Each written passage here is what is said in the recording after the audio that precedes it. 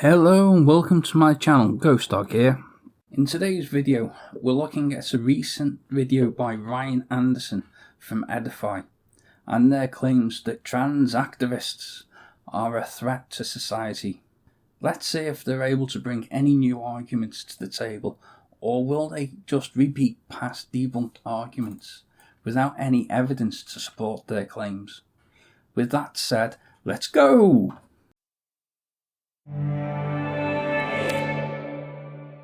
There is a transgender threat, but the threat is not from people who identify as transgender.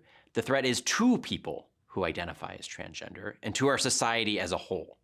The threat is coming from activists pushing a transgender ideology who reinvent language, tear down medical safeguards, and push their ideology on children. Okay, so this right here is what's known as a bait and switch. For those people who don't know, the definition of a bait and switch, for example, is a car dealer shows a photograph of a car he wants to sell to get customers interested. Then instead of selling the car in the photo, he sells a cheaper copy of the car, but at the same price as the car in the photo.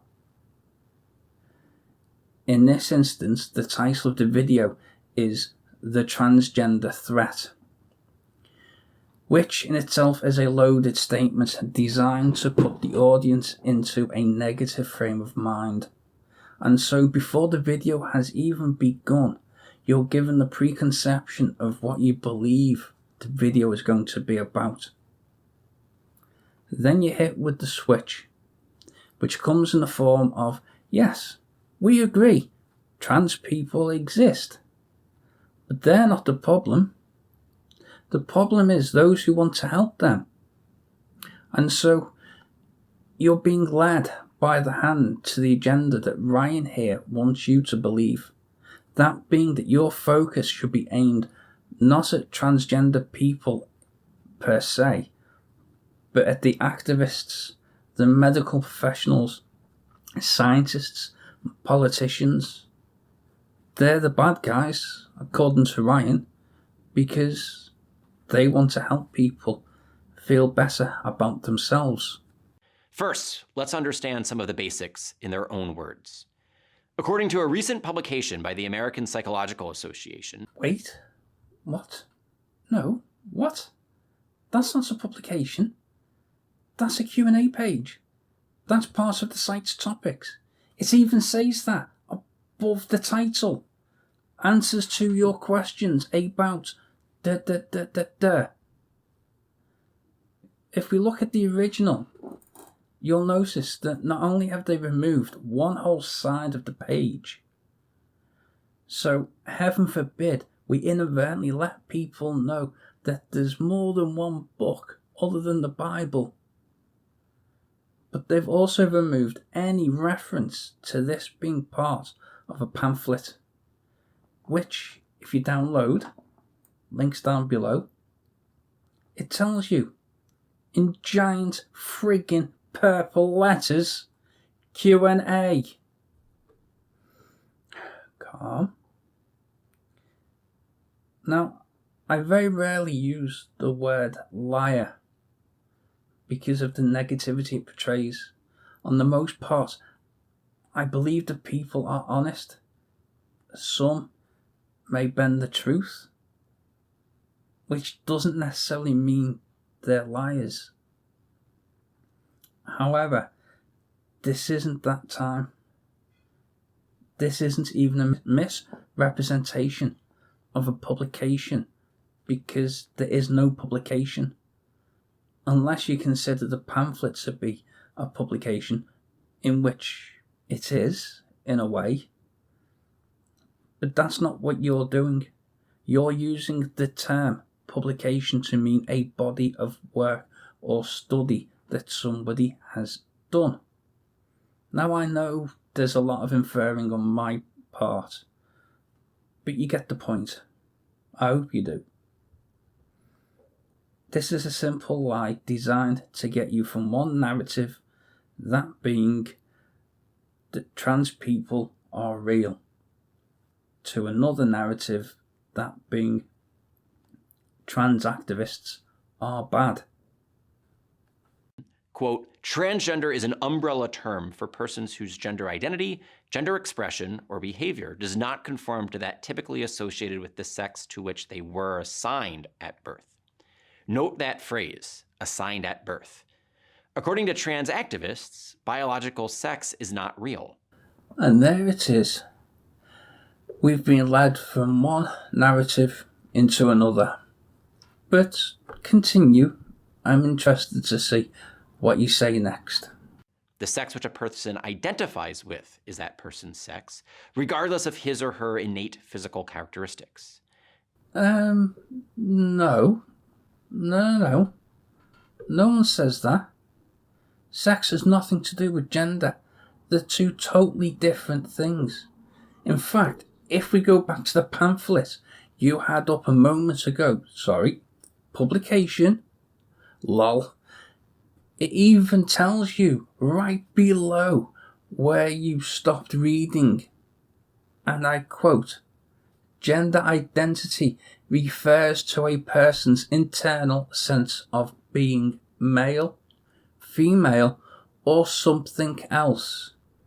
Gender expression refers to the way a person communicates gender identity to others through behaviour, clothing, hairstyles, voice, or body characteristics. Whereas sex refers to the biological characteristics a person is born with. It's right there for you to see. But as always, you cherry pick what you think is relevant, and you remove anything that doesn't agree with you. Sex is assigned at birth, refers to one's biological status as either male or female, and is associated primarily with physical attributes such as chromosomes, hormone prevalence, and external and internal anatomy. Gender refers to the social constructed roles, behaviours, activities, and attributes that a given society considers appropriate for boys, men, girls, and women. These influence the ways that people act, interact, and feel about themselves. While aspects of biological sex are similar across different cultures, aspects of gender may differ.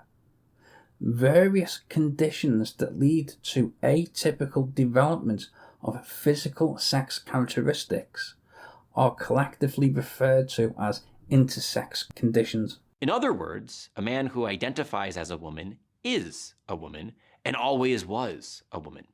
Again, that's not entirely true. No one says that. Well, no one except you, obviously. You said that.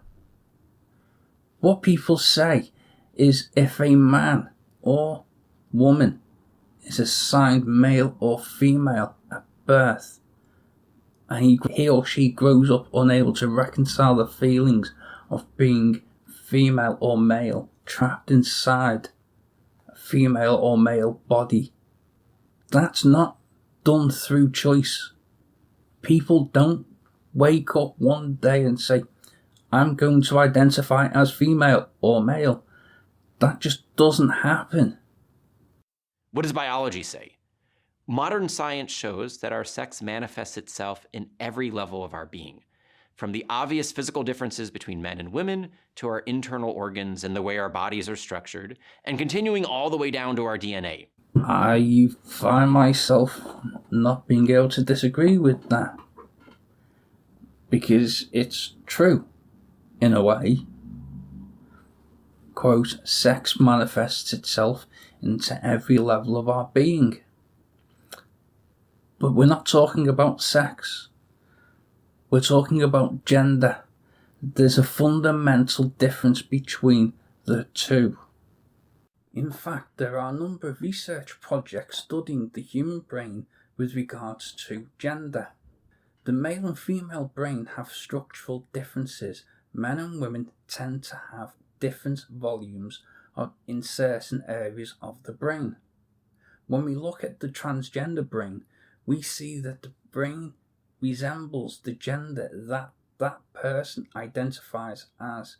For example, a person who was born male but ends up identifying as a female often actually has some of the structural characteristics of a female brain.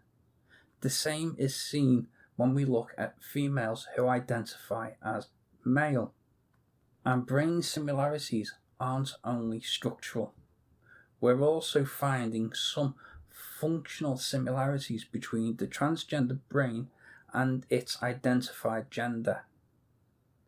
In studies that use MRI to take images of the brain as people perform tasks, the brain activity of transgender tends to look like the gender they identify with. Now, yes, I will admit the research is extremely limited and more needs to be done to find anything conclusive. And although these differences in brain structure and function are important markers for gender determination, it isn't always as simple as male and female. Research has also shown that some brains of transgender people are somewhere in between, sharing characteristics of both male and female brains. Men and women are different from the moment of conception. No, not really, no. Because at the moment of conception, you're just a clump of cells, neither male or female. This is an extract from a book titled Exploring the Biological Contributions to Human Health. Does Sex Matter? In it explains the differences between male and female and at what developmental stage a female fetus becomes male. Quote. And again, the same pamphlet, just a little further down from where we were, goes on to describe the differences between sex and gender. Quote, exploring the biological contributions to human health, does sex matter? Quote, all human individuals, whether they have an XX, an XY, or an atypical sex chromosome combination, begin development from the same starting point. During early development, the gonads of the fetus remain undifferentiated, that is, all genitalia are the same and are phenotypical female. After approximately 6 to 7 weeks of gestation, however, the expression of the gene on the Y chromosome induces changes that result in the development of the testes. Thus, this gene is singularly important in the inducing testes development. The production of testosterone at about 9 weeks of gestation results in the development of the reproductive tract and the masculinization of the brain and genitalia. Cosmetic surgery and cross-sex hormones can affect appearances, but they cannot change the underlying biological reality. Underlying biological reality. Biology tells us that there is more than one gender, and people with gender dysphoria, which you acknowledged is a real condition, tend to have different biological traits. Some trans activists try to muddy the waters by pointing to certain extremely rare disorders of sexual development. But just because a person has a developmental disorder that makes it harder to be readily categorized as either male or female does not mean that person is neither male nor female. What does philosophy say? Philosophy is a means by which people use reason in understanding such things as nature of the real world and existence, the use and limits of knowledge, and the principles of moral judgment. It is the systematic study of ideas and issues, a reasoned pursuit of fundamental truths, a quest for the comprehensive understanding of the world. And the reason why I say all this is because in philosophy, you can argue from a negative position towards the trans community. But at the same time, I can argue from a positive position. We don't have to read Genesis to understand that God created us male and female. So, which God are you referring to?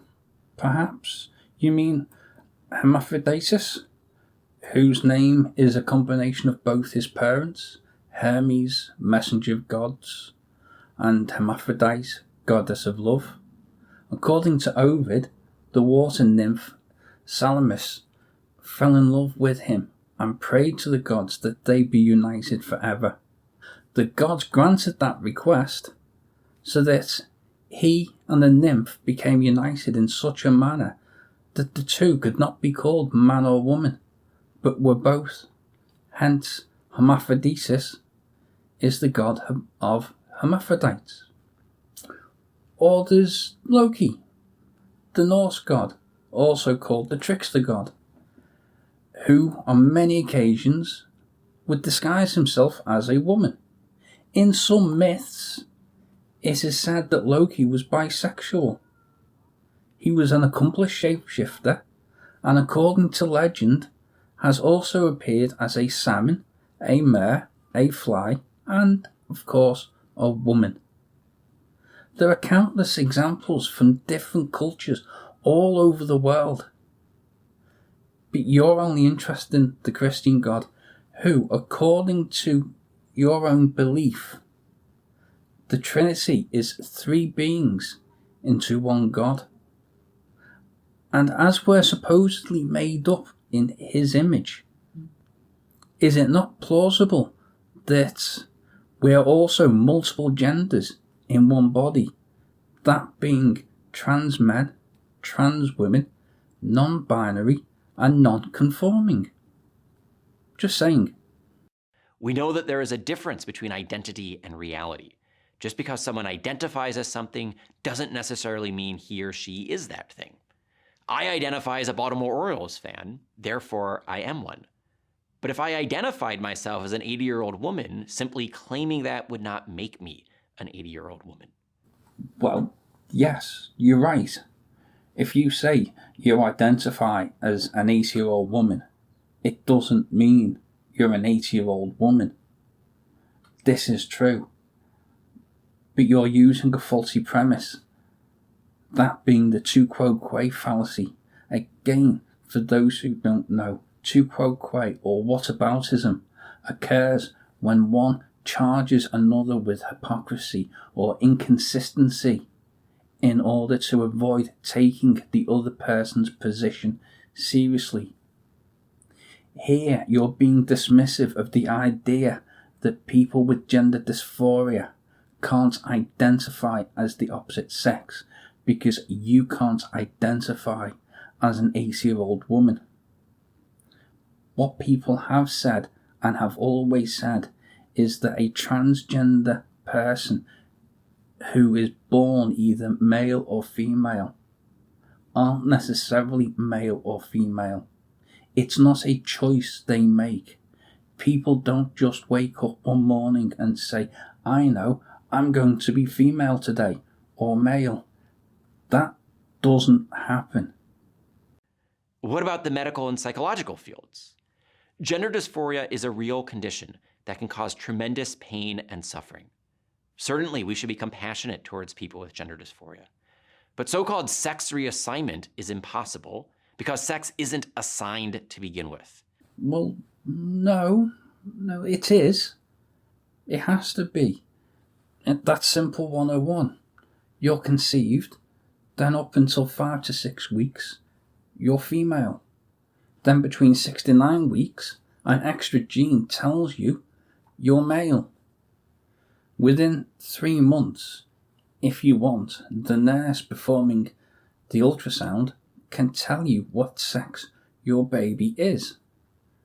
But that sex is decided through social norms.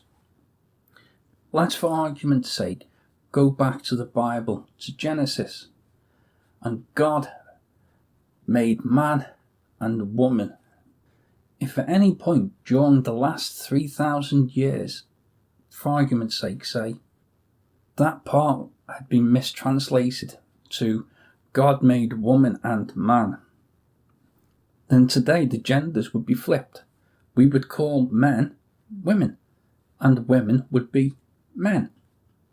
Or another example would be if an indigenous population newly discovered has different names for what we would call male and female, they may refer to them as pot for male, kettle for female. Or they may not have words to describe the different genders because to them they're not separate. We as a society are influenced by our environment from interacting with other people, cultures, and history.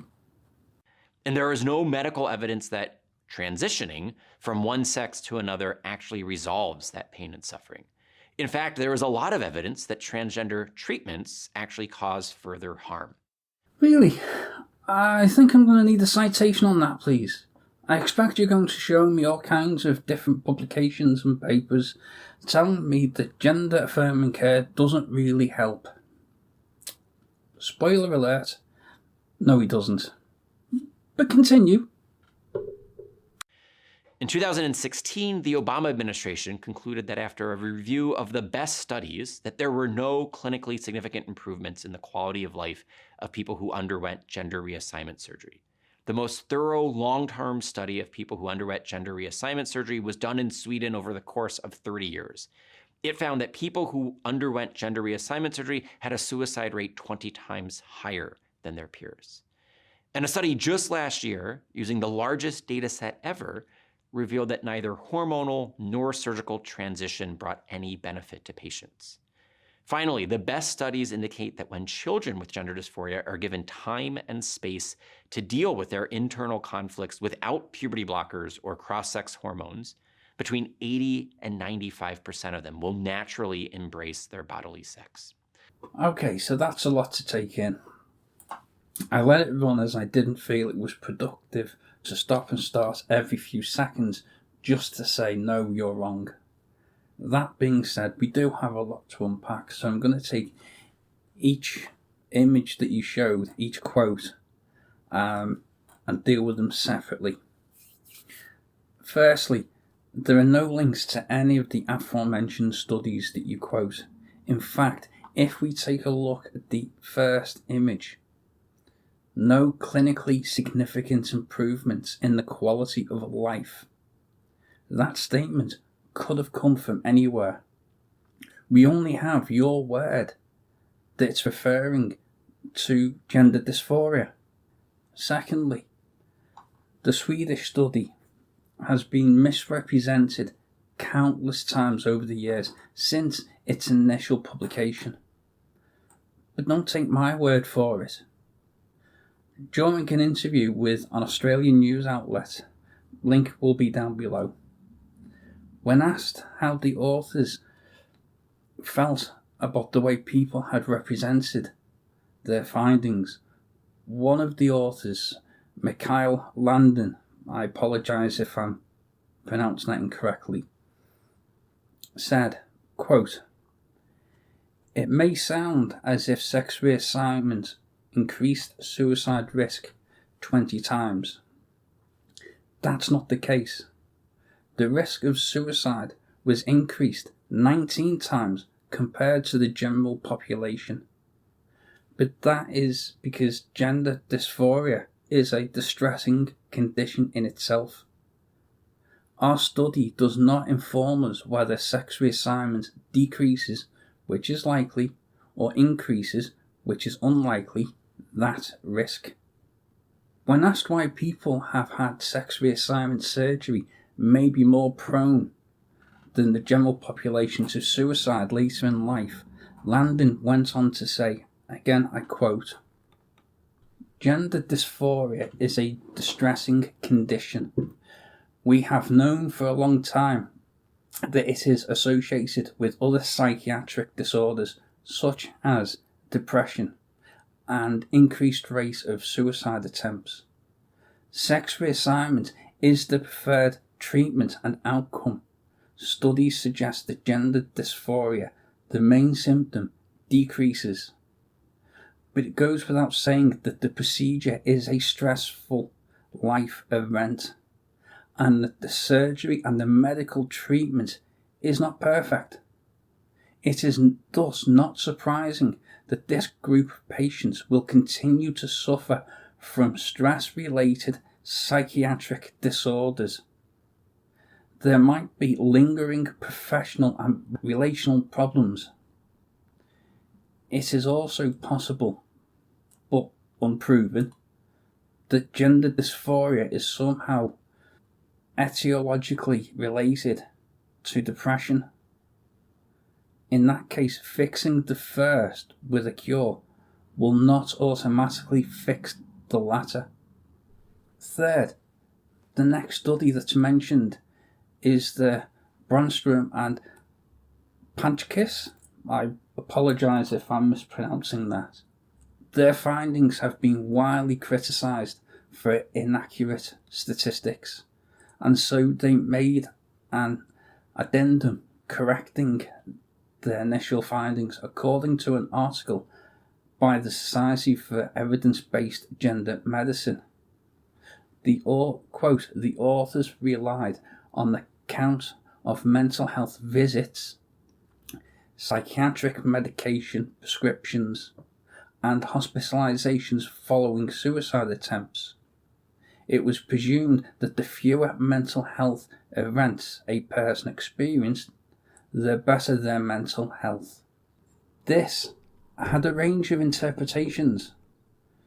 The results of the original analysis and the reanalysis can be interpreted in a number of ways. They include the possibility that gender-affirming surgeries improve mental health, worsen mental health, or that the data are so insufficient to draw conclusions about the impact of hormonal and surgical interventions on mental health. Lastly, the idea presented here that children who present with gender dysphoria will embrace their bodily sex if left alone is a little inaccurate.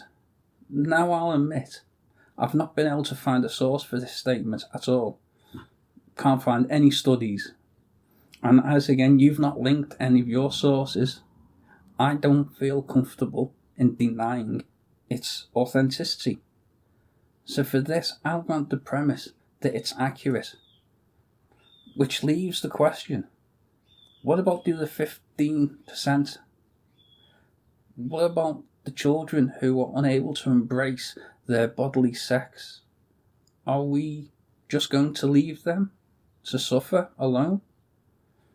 That is what this statement implies. You're making arguments against a field of healthcare that's still in its infancy without putting forward ways to help improve that healthcare. So how does all of this affect you? What is the threat to society? First, trans activists push their ideology at the expense of girls and women.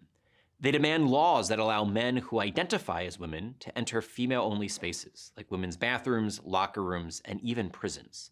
This poses a safety and privacy risk to our mothers, sisters, wives, daughters, and granddaughters. That doesn't happen. People don't do that.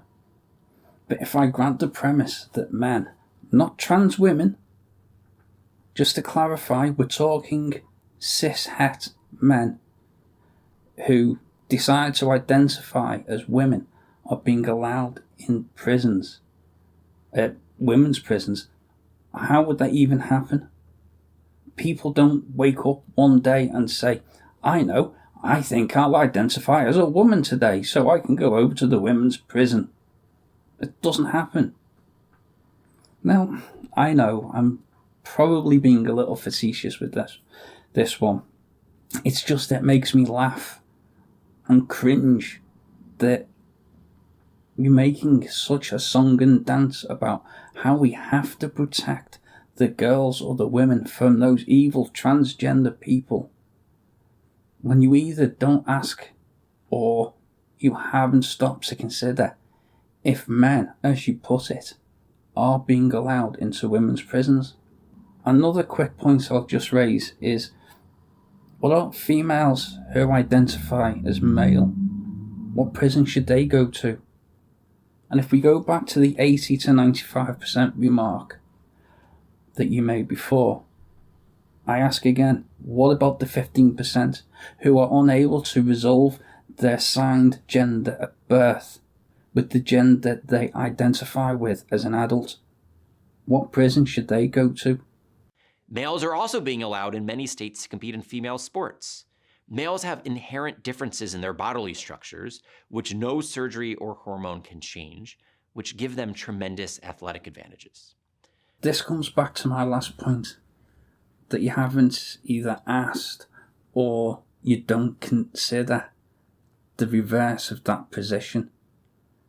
You go on about how men are going into women's sports, which would give them an advantage over the women. But you don't talk about trans men who wish to compete in male sports, who were born female and now either identify or have even transitioned to male. According to you, they would have a disadvantage because their body type will be always female. But that's not the case. In fact, there are trans men who compete in sports in the gender they identify with and have beaten their male counterparts. One such example is Chris Mauser. Now, I apologise again if I'm mispronouncing that. But he is a trans man who became the first transgender athlete to represent the United States in an international competition after earning a spot at the men's sprint duathlon. That was back in 2015.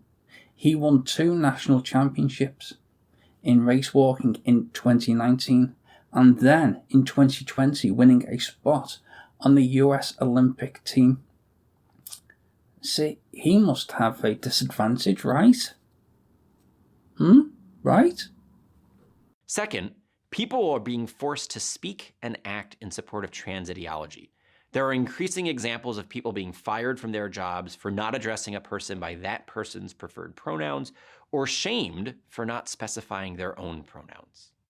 Now, I can't say for certain that never happens. But to be fair, to me, that says more about American employment law than it does about the people themselves. And also for the majority of trans people and those evil activists, they really just want to be given the respect that everyone else gets.